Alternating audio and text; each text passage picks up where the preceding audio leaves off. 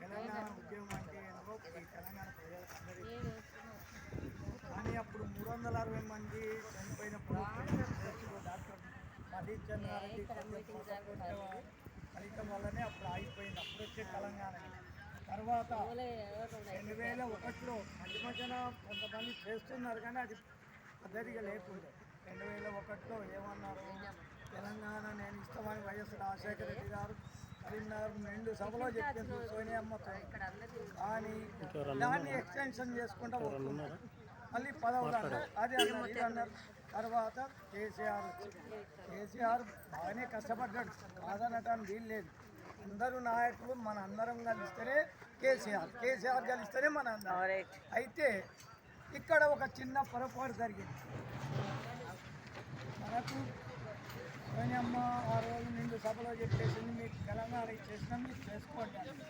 ఆయన పార్టీని విలీనం చేస్తానని చెప్పాడు.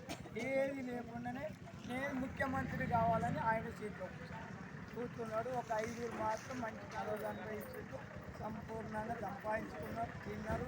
ఇక అందరినీ పక్క పెట్టి ఉద్యమం లేదు, ఉద్యమం వచ్చేసింది. తెలంగాణ వచ్చినాక ఇక ఉద్యమంతో పని ఏమున్నది, వాళ్ళతో మనకు అక్కర్లేదని పక్క. తర్వాత మరి ఏంటిది, ఇన్ని రోజులు 2 సార్లు ఫస్ట్ సారి ముఖ్యమంత్రి అయిన కొత్త కాపురం కాబట్టి ఏదో నడిపించుకున్నారు. తర్వాత 2వ సారి అయినప్పుడు మరి అప్పుడైనా గుర్తించాలంటే అప్పుడు కూడా వాళ్ళే వాళ్ళ పిల్లలు వాళ్ళ కుటుంబమే. తర్వాత డాక్టర్ శ్రీమతి గారు వాళ్ళు ఒక విషయాన్ని ఏర్పాటు చేయాలని ప్రోగ్రాం ఏర్పాటు చేసుకొని మనందరినీ క్రోడీకరించి ఆయన ఏమీ ఇవ్వాల్సిన అవసరం లేదు. ఒకటే ఒక గుర్తింపు కార్డు. ఎందుకంటే రేపు భావితరాలు వాళ్ళు కూడా తెలంగాణ గురించి పోరాటం చేసింది అనేది ఒకటి.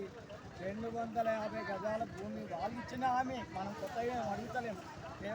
రెండవది పెన్షన్ 25,000 పెన్షన్ ఇస్తున్నారు. ఇవన్నీ ఇస్తే చాలు. ఇక మనకి ఏదక్కడ మహాపాదయాత్రలో వేములవాడ రాజరాజేశ్వర స్వామిని కోరుకునేది కదా ఒకటే మనం చెప్పేది.